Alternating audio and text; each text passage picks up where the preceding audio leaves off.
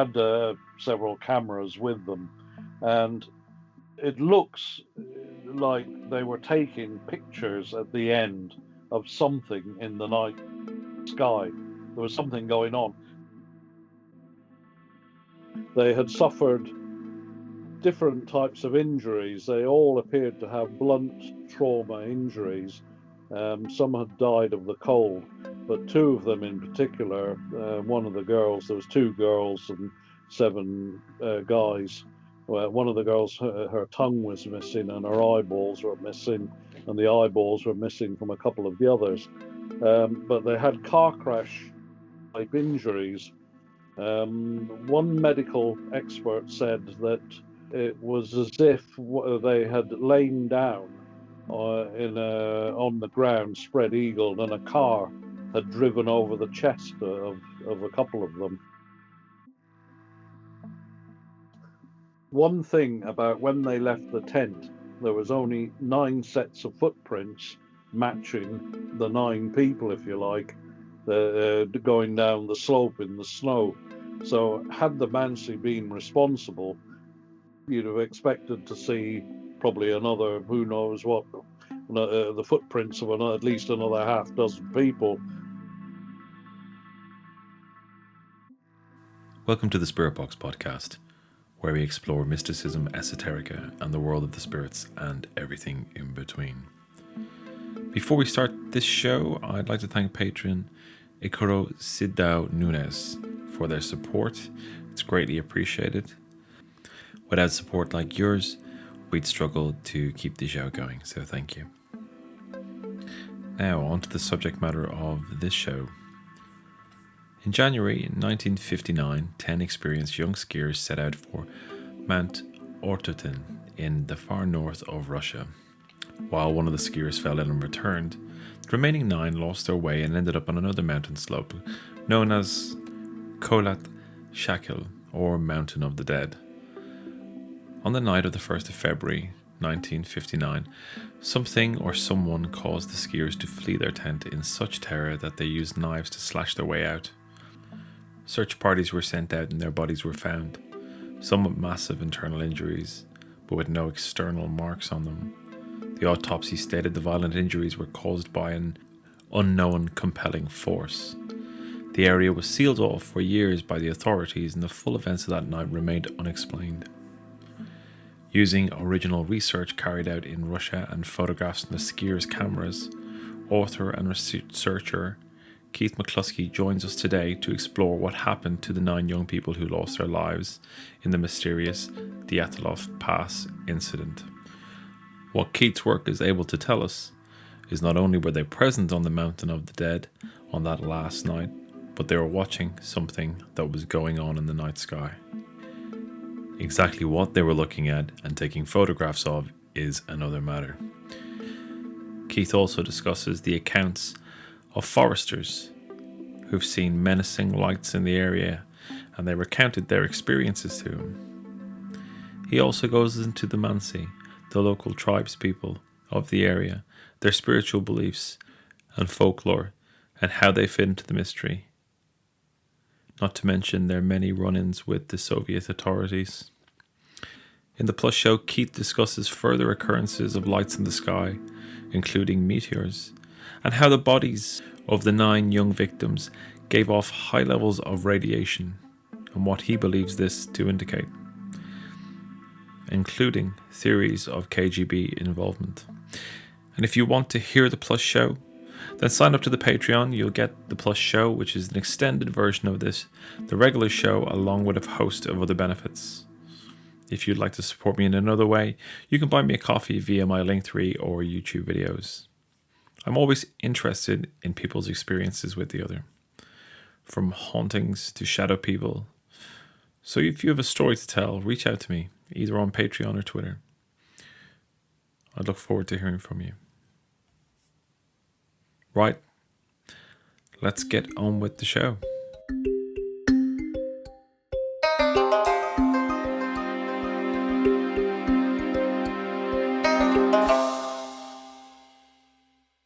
Keith McCloskey, you're very welcome to the Spirit Box. It's great to have you on the show. Thank you very much, Dira. My name's, as you said, Keith McCloskey.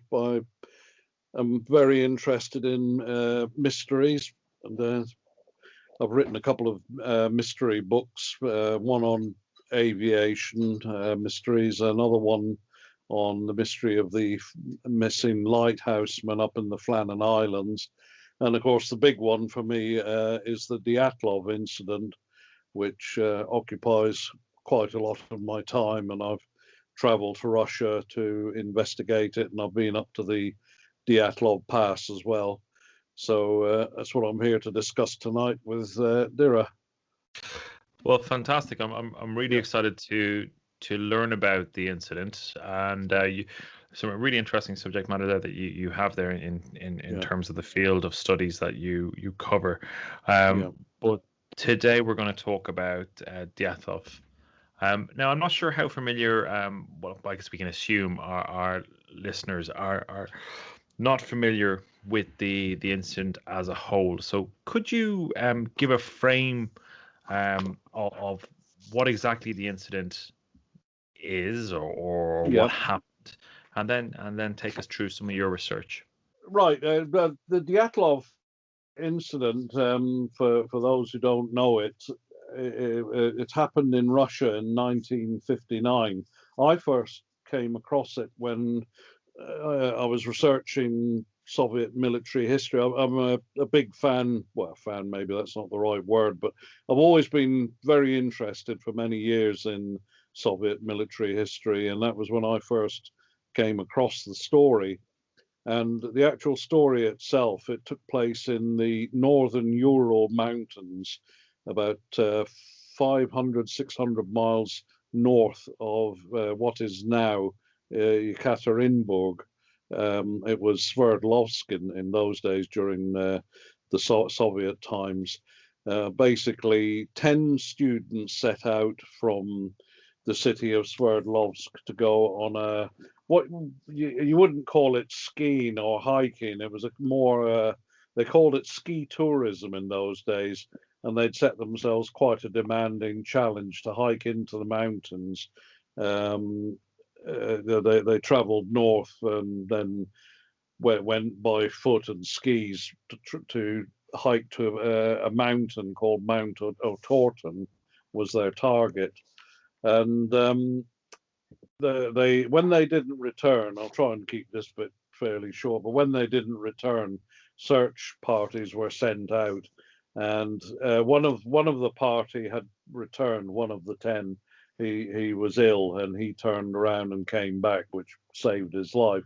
But the other 9 were all found over a period of a couple of. They found the first bodies, the first 5.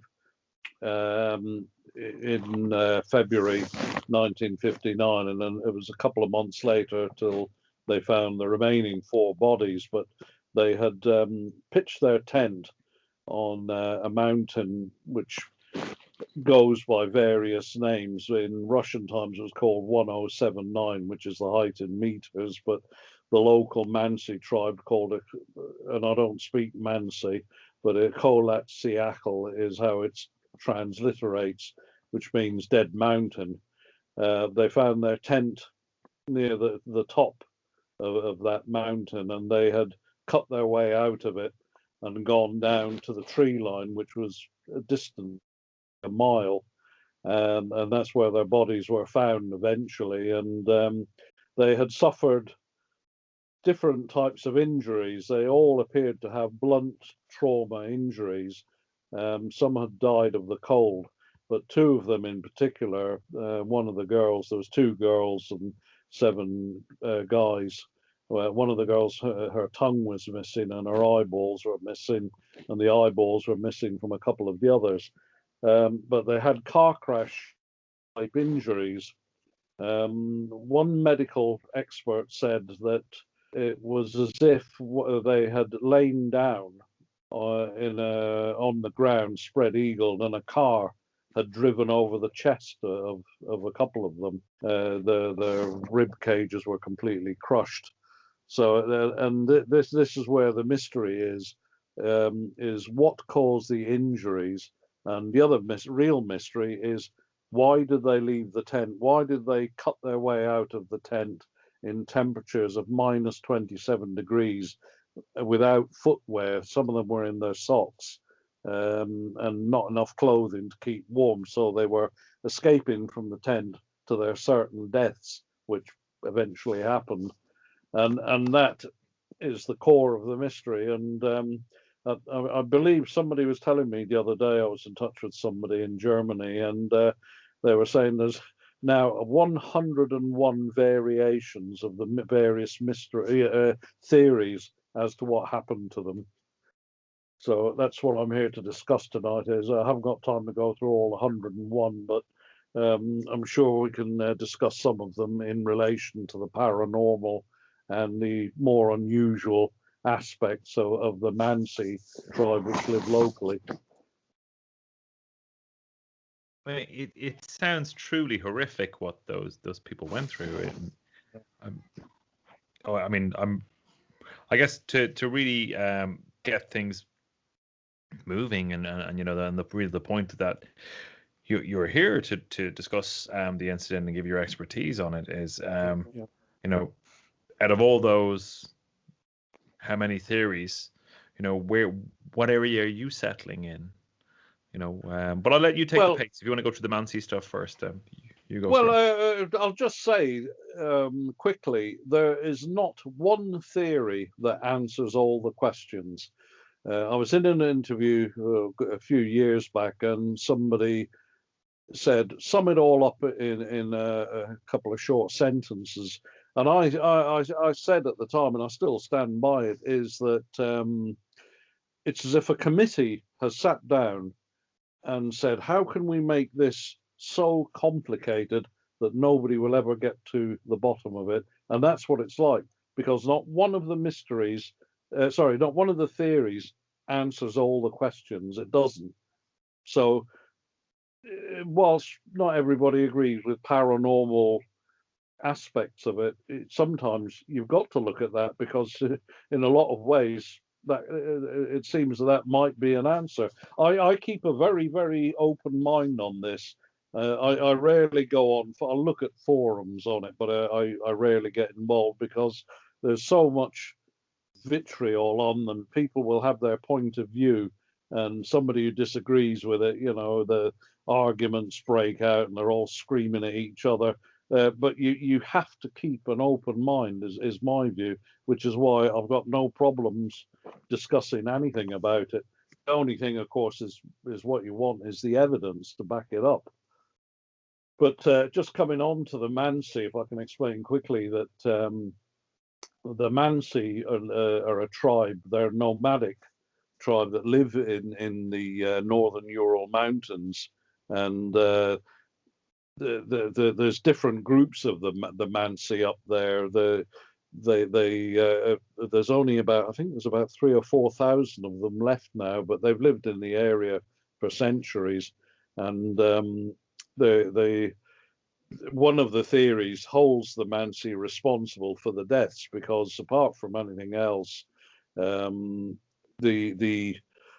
way the Soviets dealt with the Mansi was not particularly good. The Communist Party were sending out people in the 1930s to not pacify them, but to bring them up to date with the 20th century, because the Mansi traditions were close. They're reindeer herders and hunters, and they're very closely connected to the land spiritually. The land and the rivers and the lakes, and it's inevitable there was going to be clashes with them. So one of the main lines of theories is, well, if you cut to the chase, that the Mansi, a group of Mansi, were so angry at people despoiling their land, if you like, that they decided to make an example and kill these students, which is what they were most of them were university students. But again, it doesn't answer all the theories, because it doesn't give all the answers, because one thing about when they left the tent, there was only 9 sets of footprints matching the 9 people, if you like, going down the slope in the snow. So had the Mansi been responsible, you'd have expected to see probably another, who knows what, the footprints of at least another half dozen people to have subdued a group that size or to have threatened them with guns. But there's no other footsteps up there, so a lot of people say, well, you can't really say it was the Mansi because there's only 9 sets of footprints. But to talk about the Mansi, part of the spiritual world of the Mansi has also been held as partly responsible for the deaths, because the been proven, but the mountain that they were on, Dead Mountain or Hill 1079, as the Russians called it, was held to be sacred. And a lot of people dispute that, and even some of the Mansi say that they never held it as a sacred place. Sorry, I've just got something come up on this thing. If you hear the noise there, Dara, yeah, another Skype thing, just ignore it. Yeah, sorry. So part of the reason that the Mansi would want them is that mountain was held to be sacred by the Mansi.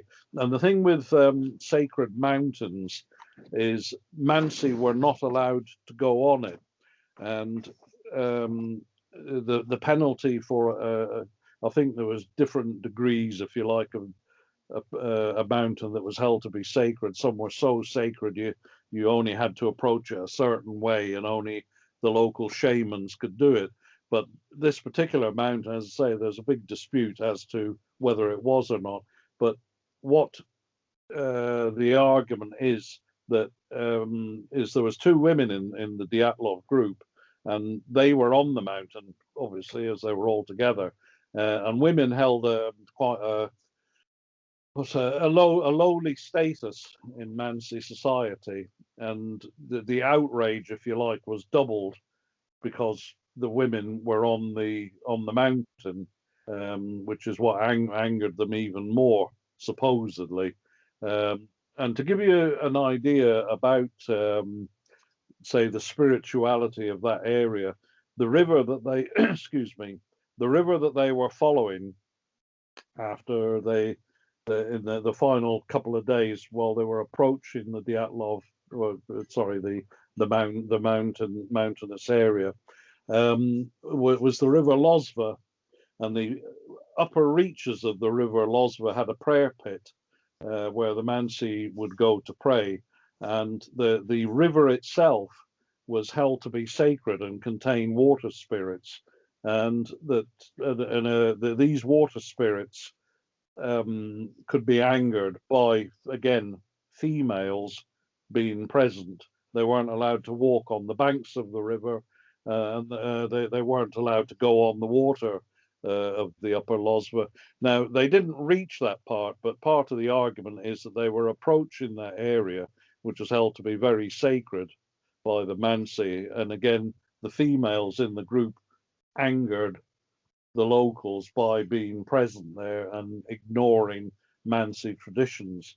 So, like you can see the argument there that, okay, 2 females going into sacred places that shouldn't have been there, and that may have caused some of the Mansi to have got so angry that they killed them. But it should be said that area was used by other hikers over the years.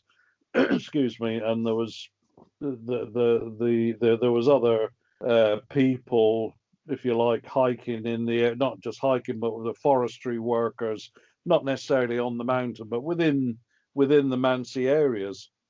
But it's I don't know if it's an argument that holds water, but you can see how it may be, because it's like the straw that breaks the camel's back, that the presence of these women was just too much for them, and that's why the whole group was forced out of the tent, knowing that they would meet their deaths. But it doesn't explain the injuries to them. And I'll come on to another if you like, more spiritual or paranormal take on that in a minute. But I'd just like to say a bit more about the role of the women in the Mansi tribe, because you might say, well, why were women treated in that way? But it was the Mansi tradition, if you like, and it wasn't so much that women occupied a lowly status, although I suppose it could be argued that they did, but they had shamans in the tribe, but the Mansi tribes, and a woman could be a shaman. So you could say that at least there was equality there. But the thing about females were no female could be allowed to be in a higher position to a male. By that I mean physical position. Some of the Mansi dwellings had an upper floor where they kept sacred objects, and only the male could go up there. The woman wasn't allowed to go near the sacred objects, but apart from that, she wasn't allowed on the first floor because she'd be in a higher position to the male. And the other thing was, if a male was sleeping on the floor and a woman stepped over him to get somewhere, it was considered a shameful act. So the whole thing about females, you can see why the local Mansi tribes would be deeply upset about the thing, and the approach to spirits in water spirits in the upper Lozva River. And if it was considered a sacred mountain, not necessarily by all of them, but by some of them, then you can see how that it would have angered them. I'll go on in a moment to like I said, it doesn't explain the injuries, but I'm just going to come to that in a minute. Is there anything you wanted me to cover on what I've just said there, Darren? No, I think that's great. I mean, I'd like to hear more about what the Mansi's beliefs are in around the mountain itself, like why it has the name Dead Mountain. Is that related to what may have happened to these people in folklore? Well, it's a bit of a misnomer to say it was called Dead Mountain because nothing. It was no good for hunting for a start because there was no animals up there to hunt. I mean, I've been up it myself, and they said that there was nothing that grew up there, so it was no good for taking reindeer up there. But when I was there, I went up in the summer, and the vegetation actually was about a foot deep. You're walking on a kind of you're not walking on grass as such. You're walking on a kind of thick, knotted kind. I'm not sure what you'd call it, but it was like the texture of a hedge, but on the ground. If you understand what I'm saying, because you could get your feet caught in all sorts of brambles and things. But the Mansi just called it in their language Dead Mountain because Right. it was no good for anything. Right. Okay. So, and the other aspect of it is Mount Otorten, which you can see from there is, and it was the final destination for the group. Or they were going on a bit further, but that was the main place that they wanted to get to. In the local language, that means don't go there, and that sounds like an ominous kind of warning. But the Mansi gave descriptions to the land to mean something. Don't go there sounds like, don't come into this pub or you'll get your head kicked in. Really, it was more a kind of don't go there in the winter because it's a terrible place to get to and get out of because of the way the snow with the storms and all the rest of it. And it was again quite barren. It's a bit larger than than Dead Mountain itself, but it's again there's nothing really there. So but the names had meanings to them, but not quite in the sense that they sound. Mountain. I called my first book Mountain of the Dead, but I called it that in relation to the deaths of the Dyatlov group. They died at the base of that mountain. So in some ways, and there have been other deaths in the area as well. So you could say death is associated with it. I see.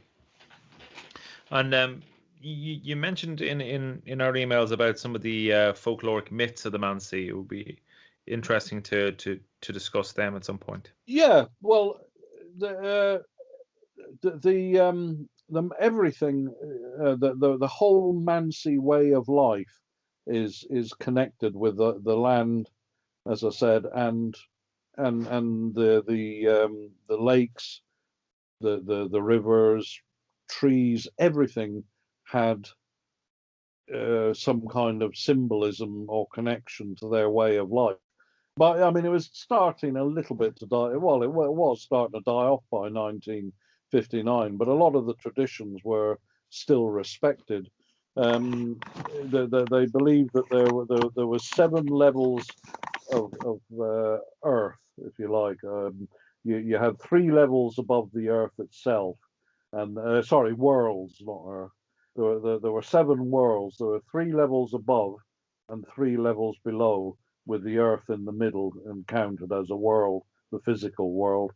And depending on how the Mansi lived their lives, depended on when they well, whether they had a good life was which level they would eventually go to.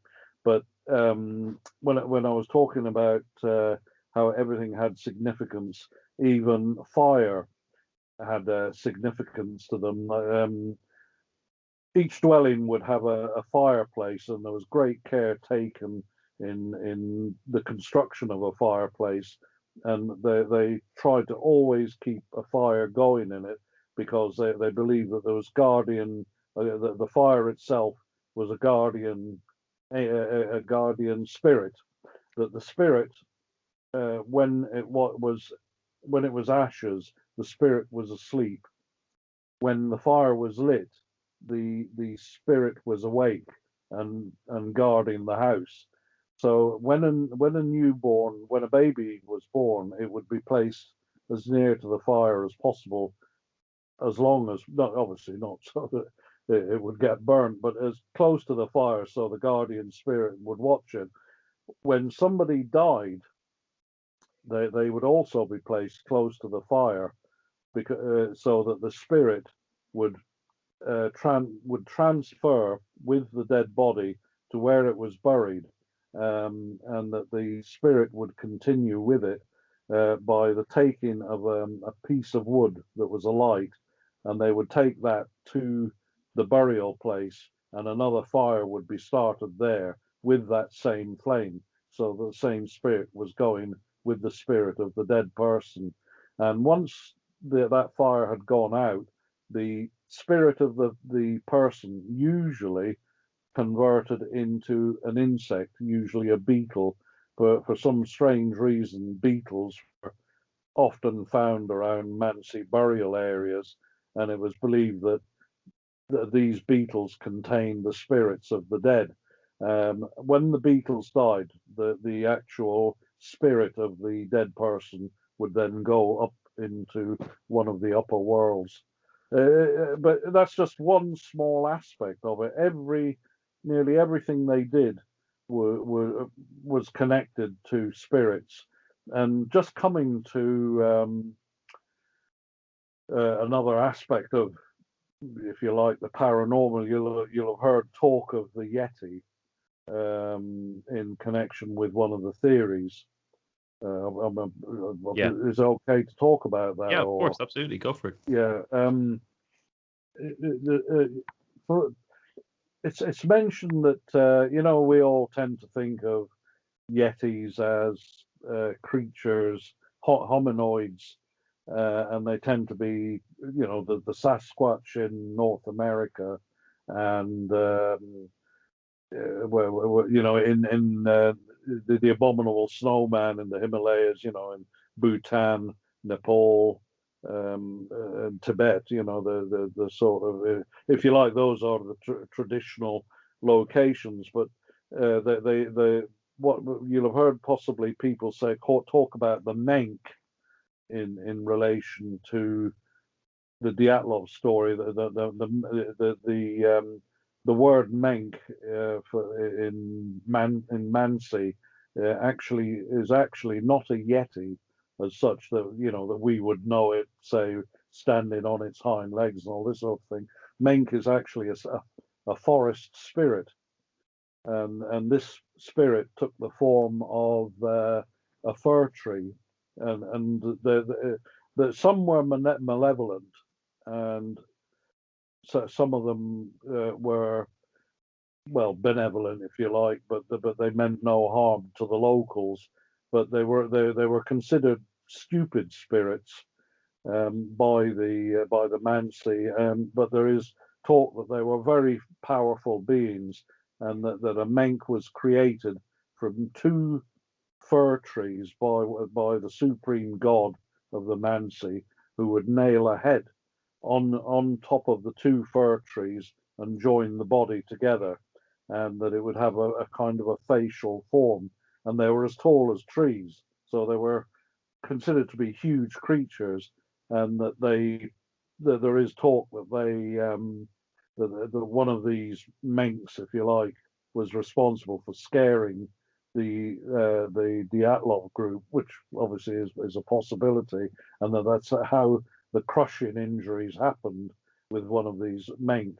But they were stupid, they were considered very easy to fool. But there were other spirits called, no, I'm just needing to remember, war poopy. That's the menk word for it. And they were actually found, these were forest spirits, but highly malevolent and very hostile. And they were actually only found in the upper Lozva area, the river Lozva, which is where the Dyatlov group were. And they were considered that you had to avoid them at all costs.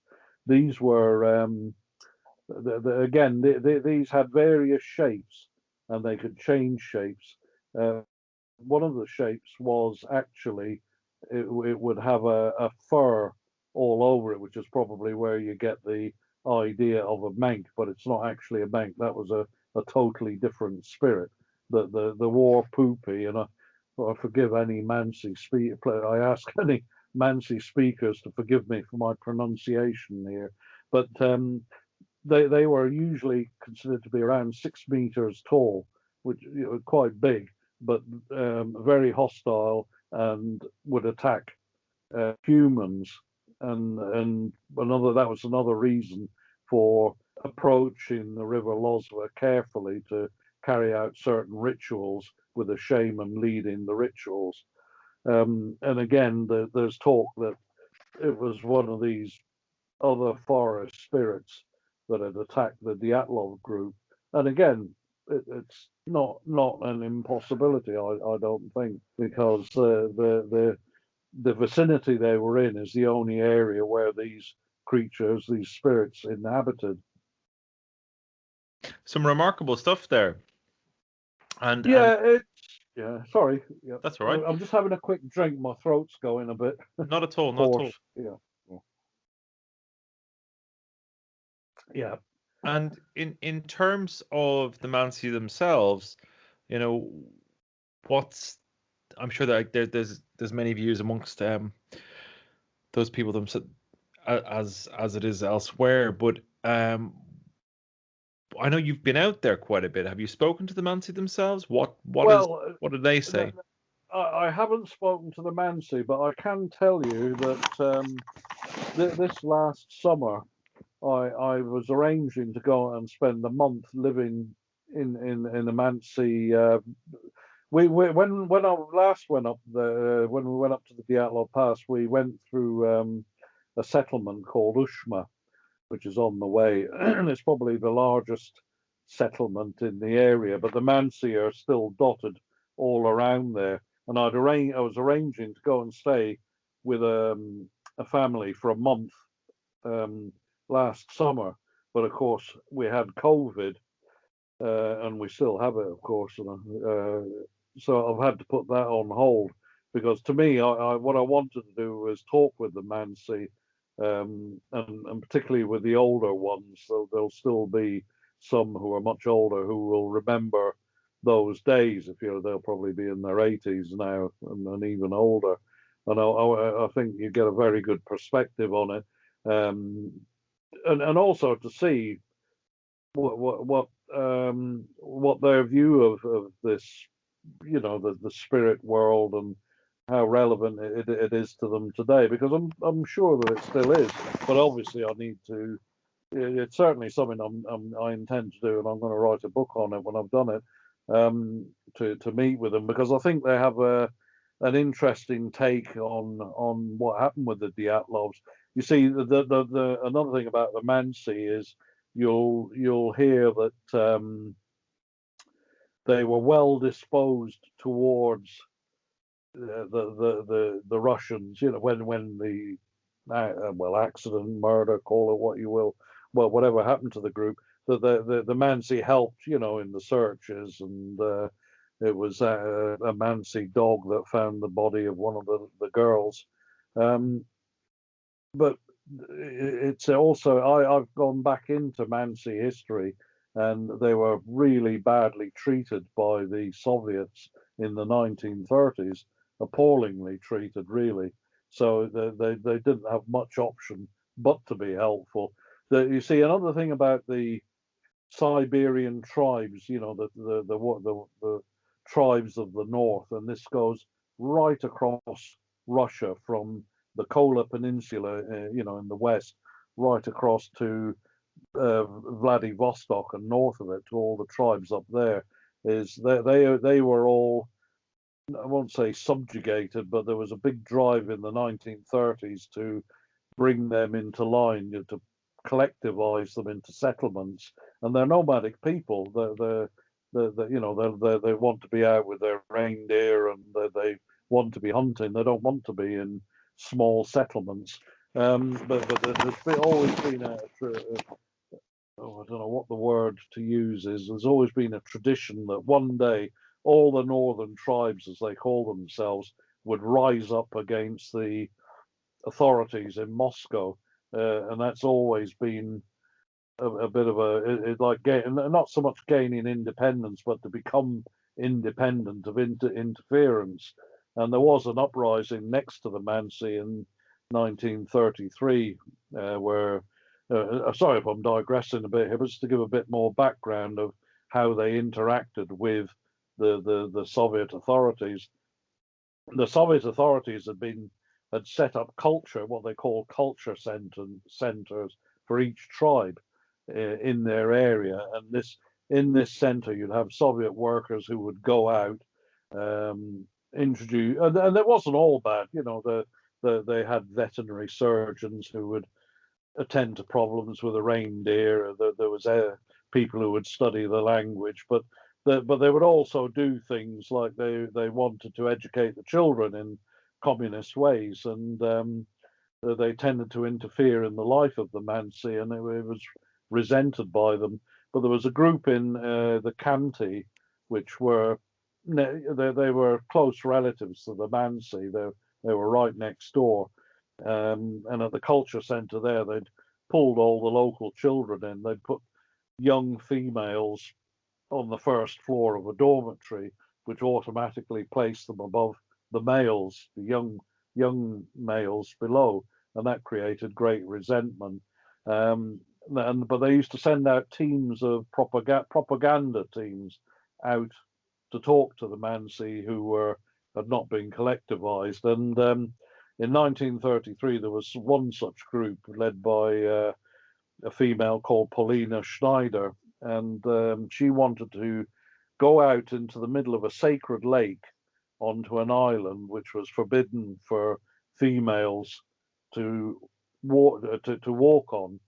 She was not only allowed on the lake, nor were any of the others, but she did it anyway. And you have to see, to us now, that would look like, insensitivity to the needs of the locals. But the communist view was that these were superstitions, and some of them actually viewed them as savages, to be, if you like, educated in the ways of the 20th century. But she went out onto the island and came back, and then they started going further into the interior, and it had outraged them so much that they well, kidnapped, if you like, but they tied them up, and one of the Mansi shamans had said that because they had offended the gods, that the gods had informed him, the shaman, that they must be sacrificed along with reindeer. So they were all strangled with a long rope, which is the way reindeer were sacrificed. And of course, that brought the ire, as you can imagine, of the authorities. They sent security troops into the area. Yeah, I can imagine. And well, there was several killed, and I think a number 20 of them were sentenced to death. They were commuted later to life in prison, or sorry, 20. I think they got 30 years imprisonment, which was as good as a death sentence because a lot of them died in captivity. But it was a kind of reminder to them of who's boss. So I think these tribes only had you could fight, but you were going to lose. So the best thing to do was to try and get along with the authorities. So and this is how it must have been for the Mansi. But if you look at it from their point of view, they worship the land. They worship they worship the spirits in the water, the sacred mountains, and all these by the 1950s were being trampled all over by the authorities. The forests were being cut down. Another thing about the tigers, they call it, but in the forest, the Mansi use those as maps, as did all the other tribes. But when they're hunting, they make mark. While I was there, they still do actually. While I was there, and I've got pictures of where they've made marks on a tree to show how many wolverines they'd killed. But all these were just, being dug up and cut over, and even later than the Dyatlov incident later on, apparently there was 3 underground nuclear tests up there to stimulate oil and gas exploration. So you can imagine with people who've got centuries of tradition behind them, how they must have felt about that. I think, well, certainly if it was me, I'd be really angry about it. It's a terrible violation of their home, but their home is also their religion, I guess. It is, yeah. Well, they were so. I mean, I'm probably not putting it into words well enough. If you read into Mansi traditions, everything around them meant something to them. The forests meant something to them. The water they went on, everything was treated. What if somebody came along and said, "Oh, well, you're not going to go. A female isn't allowed to walk on the banks of the river Lozva, and to approach the prayer pit, for instance, females couldn't walk on a certain area. Had to be done by a shaman to approach the prayer pit." But all these things meant something. So you get a great. I don't know if you've probably seen some of these Russian GAZ trucks just driving over with half a ton of earth that they've just dug up. It all just their way of life basically was being wiped out, and it still is. I mean, I think the Mansi that live there now, obviously they still look after reindeer, and I think they just keep themselves to themselves. It must be very much like, say, American Indians. They were pushed onto their reservations. In a way, that's very much like it is with the Mansi now up there. But like I say, I want to go and I want to stay there because it's something I'm very interested in, is the way of life of them, and how much of that life survives today. No, absolutely. I can see why. And it is, what came first, your interest in the Mansi or the event itself? No, the event itself. I mean, it was it's not relevant here, but to me, having studied Soviet military history, I'm convinced it was a military accident, but I can't make the facts fit. But there's 3 there's theories and variations on theories coming out all the time. There's just been a new book released on it by somebody, and there's another new book which I've been asked to have a look at. Is going to be released on the 26th, which looks at another aspect of one of the theories. And the Mansi theory has been put forward by one or two people, but most people tend to view it as the Mansi just didn't like the Russians, which they probably didn't. But I wanted to look further than that, and the paranormal aspects of it do interest me, because, like I say, I've been contacted by professors of chemistry, if you like, and I've discussed it with the head of an air force. Senior people or people who aren't necessarily coming up with crazy ideas, people who've obviously had an education and quite thoughtful and try and look at it. But what tends to happen is that people, they call it confirmation bias. You're a mountaineer, so as far as you're concerned, it was an avalanche that killed them. I'm well, I wouldn't even describe myself as a military historian. I have a great interest in it, but for me, it's a military accident. Although I don't think like that. I'm completely open. I'll discuss any aspect of any theory because I can see all the flaws in mine. But each person comes to it with his fixed viewpoint. That's part of the problem with it. And that brings me on, if you would like me to talk about it, to Yuri Yakimov and his light sets. Please do. Yeah. Well, when I was over there the first time, I met Yuri Yakimov, and he had been a miner. He's only just retired, but miners retire fairly early in Russia. It's even now it's a hard old job that they do. But he had been working in an open cast mine a good few years back now, up not far from Ivdel. And for people who don't know the story, Ivdel is like the Dyatlov group took the train up to Ivdel, and then they went by. They took a bus up to a village called Vizhai, and then from there they took a truck, and before they went on foot. But the thing with Ivdel is it's the main sort of town for the area, if you like. It's where we were, which is what, say, 60 or 80 miles away up at the pass. Ivdel's like the local motive. I mean, if you're in, I don't know, rural Ireland, I suppose, when we used to live in, I remember my parents were in Skibbereen, not near Skibbereen.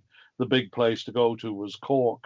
So, it'd be like you'd go to Ivdel if you really wanted something, although it wasn't a big town. But anyway, he was in an open cast mine that was probably, I think, about 30 or 40 miles away from there in the mountains. And he'd been working late at night, and he was surrounded by the forest, and he said that he became aware of something in the trees, and he looked at it, and it was lights, a couple of lights that were shining towards him. And he said, as he looked at it, the lights started multiplying. It was like, he said, as if somebody had flashlights and that they started multiplying outwards, becoming more lights. And he said he looked away for a minute and then he looked back at it, and the same thing happened again. But he said he had a really bad feeling about it. He wondered if it was because the open mine had lights spotlights pointing down into the mine. He wasn't underground; he was above ground, so it wasn't in a tunnel or anything. But the lights were in the trees, so, and he was on his own. So what happened was he looked again, and the light started coming towards him, and he said he got a real feeling of fear because he said it wasn't people, because lights were. But he said the lights started moving as they started coming towards him, as if there was about 10 or 15 people all bunched closely together holding the lights, and the lights were moving up and down with them running towards him. And he actually went and hid behind some machinery, and he looked again quickly and saw the lights there. And he said he didn't do anything else. He just stayed where he was until the morning. And he said, and for about 2 or 3 days after that, he had a feeling of dread, a real feeling of fear. When he started telling other people about it, he said he was afraid to tell people because most people would say to him, "Well, you're around the bend," or you can imagine the reaction of some people to it. But he said that it happened to him, and as far as he was concerned, it was real. But what happened was that he said that it didn't happen to him again after that. But he was trying to do a bit of research on it to see if anybody else had had a similar experience, and he found a forest ranger. He was looking through a local paper, and he'd read an article about a forest ranger, again up in the same area, but not necessarily near where he was. I think it was about 60 or 70 miles away from where he had seen the lights. And the article gave an account that said that a forest ranger had a very strange experience with lights in the taiga, the forest, which is what they call it. And he contacted the local paper, or I think, and he got the details of this forest ranger, and he actually met him. And now the forest rangers live on their own. They usually have a dog with them, but they'll go out and they'll live in the forests, and they have a rifle with them because in you'll run into wolves and bears and wolverines as well, so you need to be able to protect yourself. But the point about this forest ranger is he was a man who. Sorry, can I just have another drink? My throat's going again, Dara. Of course, no problem at all. Yeah, sorry, Dara. My throat's really. Yeah, right. So anyway, he found this forest ranger, and he arranged to meet him. And what had happened was that the forest ranger had been out. They used to go out for a couple of weeks at a time, and they'd travel the area of the forest, just keeping an eye on things. And not obviously, these are not people who are easily frightened. You can imagine going into a forest, even though you've got a rifle, you're on your own. You might have a dog with you, but you're literally, in the middle of nowhere with no backup going to come for you to help you out soon if you do run into trouble. I mean, I must admit, it's not a job I'd fancy, but so they're very self-reliant and not easily scared. But he had exactly the same experience as Yuri Yakimov. And what happened was, again, he had been sitting, he'd made a fire, and he was going to bed down for the night with his dog. And and again, he had his rifle, and he saw the lights again facing towards him. And the same thing happened. The lights started multiplying and coming towards him very rapidly when he stared at it. So he jumped up and he got his rifle, but he hid because he was worried about it. He was quite frightened by what had happened, and the same thing happened. He looked at it again, and the same thing happened again. They started coming for him, and the light spreading out. But it was the same feeling of fear and dread that he had. So, and Yuri Yakimov was saying it was exactly the same feelings, and that these feelings of dread stayed with him for a couple of days afterwards, almost to the point of being ill with it, and of course nobody would believe the forest ranger. But I thought both stories were very interesting because it sounds like something mechanical, but in a way it's not, because it seems to me that when and we do it as humans, you know, when you, if you're in a pub, you stare at somebody, it's an act of aggression, or you know, sure you've probably heard enough stories of you staring at me and a fight breaks out, because that's what it I've been seems there, to me. Keith. I've been there. Yeah, yeah, you're not the only one. But it seems to me that this act of looking at these lights is the lights are taking it, whatever the lights are, they're taking it as a sign of aggression, and they're coming to meet that aggression, and in both cases, whatever it was that was happening with the lights multiplying, it seems like they were getting prepared to attack whoever was staring at them. So and he, the forest ranger, as I say, a guy who's not easily frightened, stayed behind the log until the morning, you know, when the lights had gone. And the other interesting thing in both cases, while they were waiting, they heard, after an hour or two, they both heard a loud snapping noise, like a massive electrical charge had snapped, and as if the lights had turned off with that snapping noise. So, and that happened in both cases. So it suggests, I don't know, some kind of energy, if you like, that was causing it, or a type of plasma, or that kind of had an electrical force in it.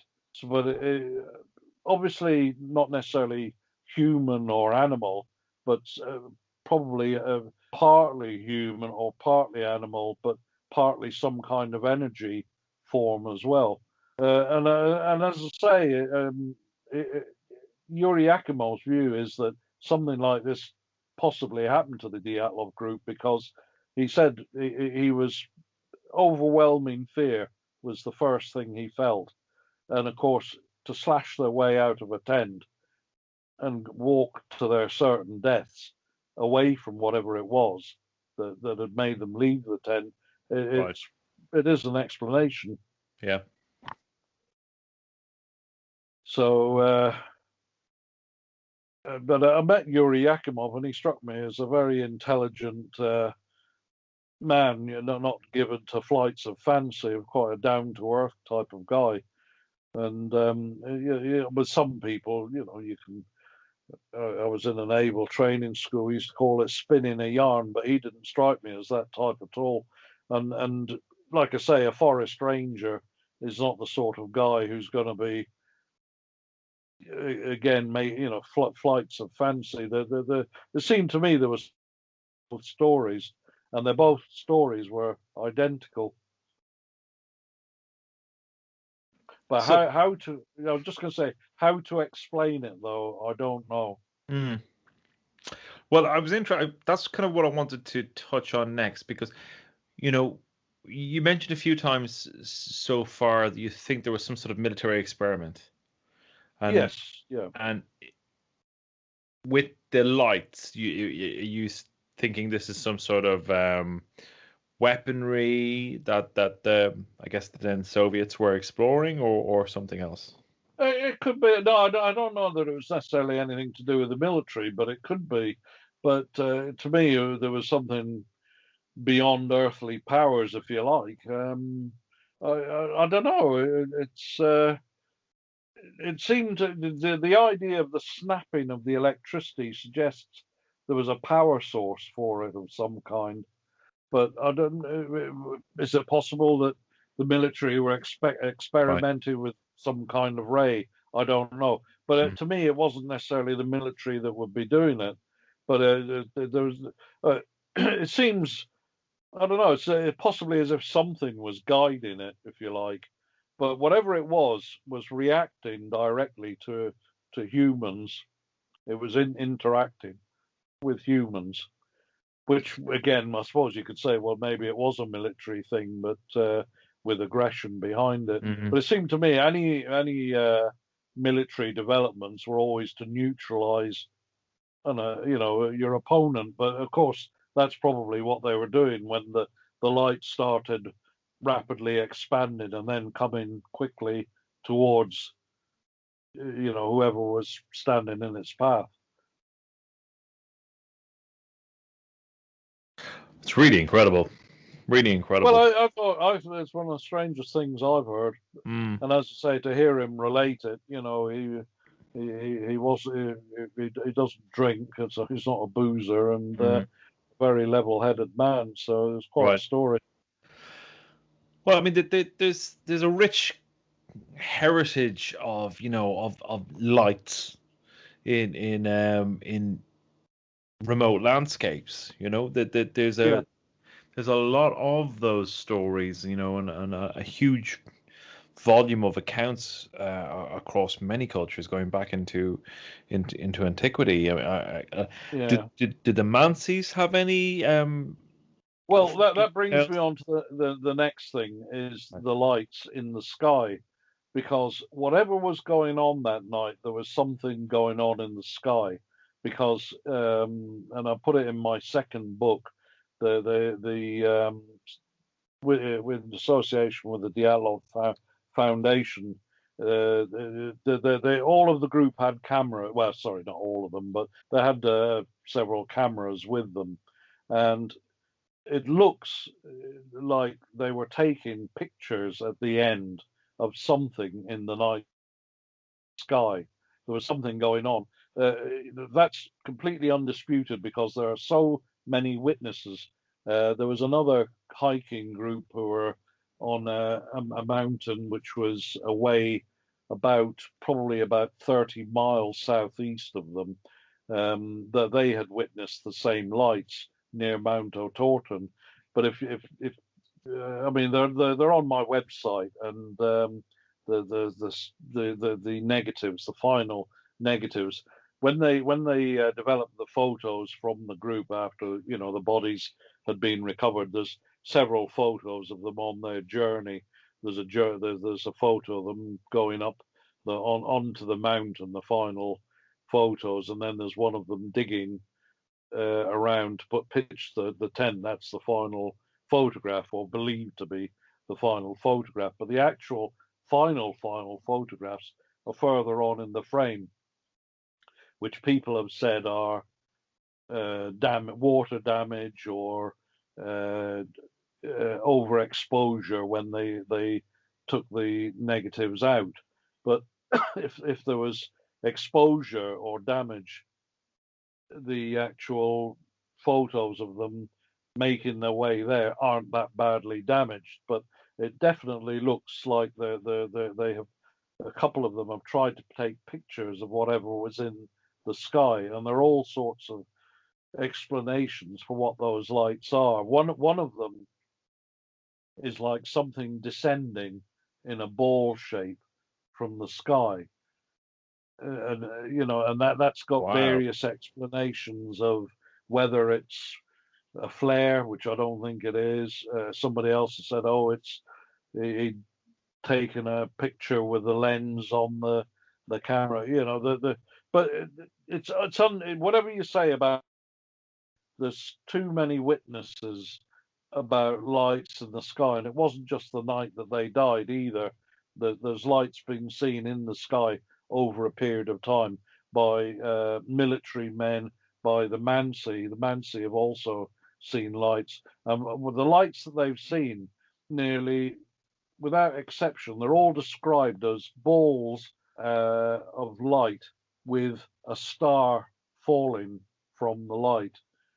And the thing about, there were no missile testing areas up there during that period. I know enough about the military side of it that they could say it was meteorological rockets, but you know what a rocket looks like at night. It's got a long tail. These were actual balls of light. And there's also theories that these were aliens, but whatever it is, the lights are unexplained. And to me, they're a big part of whatever happened to them that night. And it could be completely separate to anything else that happened, whether it was something to do with a Mansi or whatever. There was definitely something going on in the night sky, and nobody's really ever come up with a proper explanation for it. If people want to find out more about your work, Keith, obviously I'll put the link to your website in the show notes. But are there any? Are you on social media, or where? Well, yeah, I've got a Facebook author site, Keith McCloskey author. I've got a specific Dyatlov website. I'll send you the link to it if you wouldn't mind putting that up. And it's got loads of photos of my trips to Yekaterinburg and my trip up to the Dyatlov Pass. And I've got an author website because I write other books. Yeah. I've done another one that may be of interest to you is the missing lighthouseman of the Flannan Islands. Yes. Yeah. You did mention it at the start of the show, and yes, it is of interest to me. Yeah. No, but I've written a book on that as well, and I did I was on a show on the Discovery Channel about it. We went up to the Flannans, and I didn't present all I didn't present all the show, but I presented a good bit of it. So that appears quite regularly actually on the Discovery Science Channel. So because there's a heavy element there's a heavy element of the supernatural, because that island that they disappeared on used to be a pagan site. In pre-Christian times, bodies were burnt there. They were taken out on boats and burnt on pyres on the island. Wow. So anyway, that's another subject. So yeah, you're very welcome back to discuss that if it's of interest. Yeah, absolutely. Yeah, that'll have to be a bit down the road. I've got a lot. Of course. Thank you so much, Keith. I really appreciate you coming on the show, and thank you very much for your time. Lovely. Thank you very much, Dara. Take care. Have a great evening. Bye. Bye.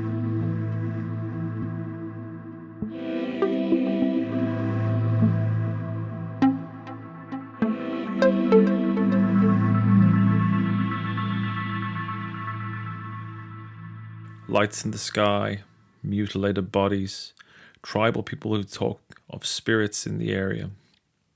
This story is equal parts terrifying as it is fascinating, and to make matters more intriguing, a story broke the day after we recorded this show that tourists have once again gone missing at Dyatlov. The link to that story and to Keith's websites are in the show notes, so do check that out. Right, that's it for the show. Talk soon.